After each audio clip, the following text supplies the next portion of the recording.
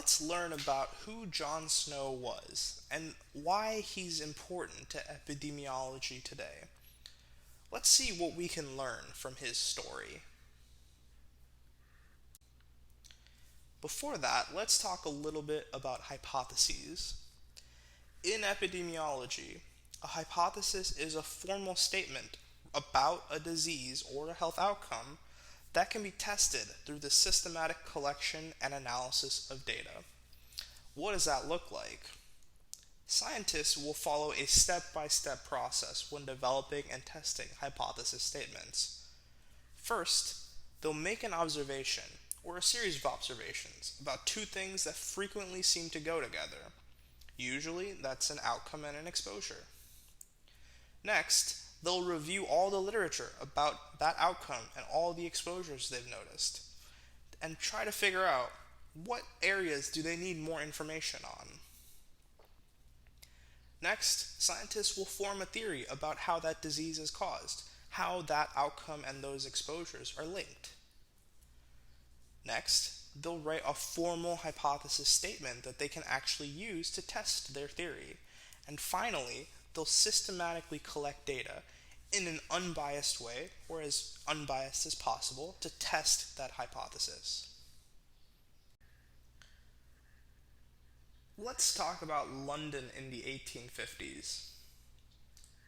In 1854, a typical crowded London neighborhood had a lot of people and animals living together in cramped and unsanitary conditions. It was actually so bad that many homes had a cesspit in their yards, which was a place for them to bury waste from their bathrooms. So anything that you or I might have flushed down our toilet, they would bury in their backyard. At the same time, there was a deadly outbreak of a completely unknown disease, and it was rapidly spreading. Most of the doctors and scientists at this time believed that this outbreak was caused by bad air.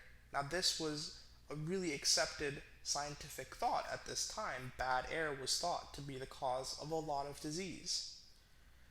People hypothesized at this time that rotting matter and waste were getting into the air and making people sick. But one man had a different idea. Many people were fleeing the city due to high rates of death, but one man stayed behind because he was motivated to find an answer.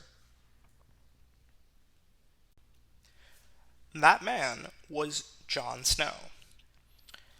This is really someone who you should know to understand the history of epidemiology. John Snow was born in the early 1800s, and he was a very accomplished physician. And because of his groundbreaking work, he is now known as the father of epidemiology. Dr. Snow was convinced that something other than the air was responsible for this outbreak, and so he was determined to find the true root cause of this outbreak. He actually ended up going house to house, talking to residents and gathering all sorts of information, and ended up using skills like map making to identify one common thread. That common thread was the Broad Street Pump. Dr. Snow's hypothesis was that people who were exposed to water from this pump were more likely to have an infection when compared with people who didn't drink water from this pump. His basic hypothesis was that this pump, the Broad Street Pump, was the source of the infection.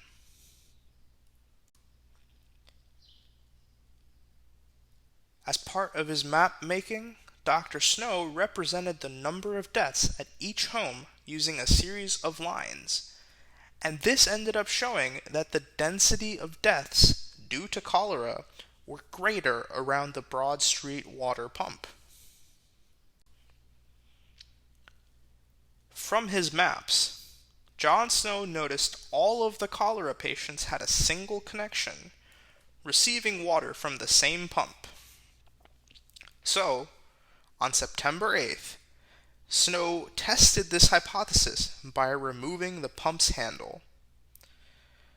Now, there's not actually enough evidence to know how impactful this particular action was, but it's known that the epidemic began to decline around this date.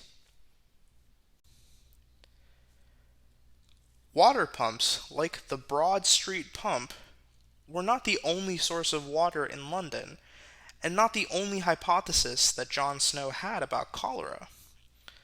At the time, there were two main water companies supplying water in South London during this time period.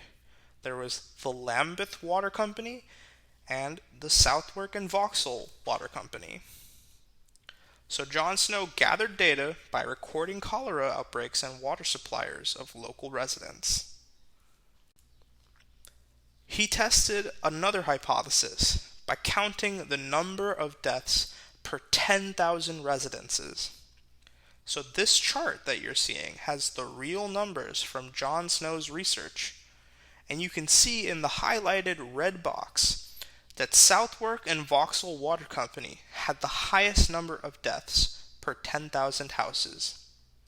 His work actually showed that Southwark and Vauxhall Waterworks Company was taking water from sewage-polluted parts of a local river and supplying it to London residents. These examples show how John Snow took observations and case histories of individuals who were ill to form a theory about disease causation. He moved his theory into multiple testable hypotheses, and his ideas still provide a foundation for how we formulate hypotheses today. So now let's talk a little bit about where we are today regarding cholera spread.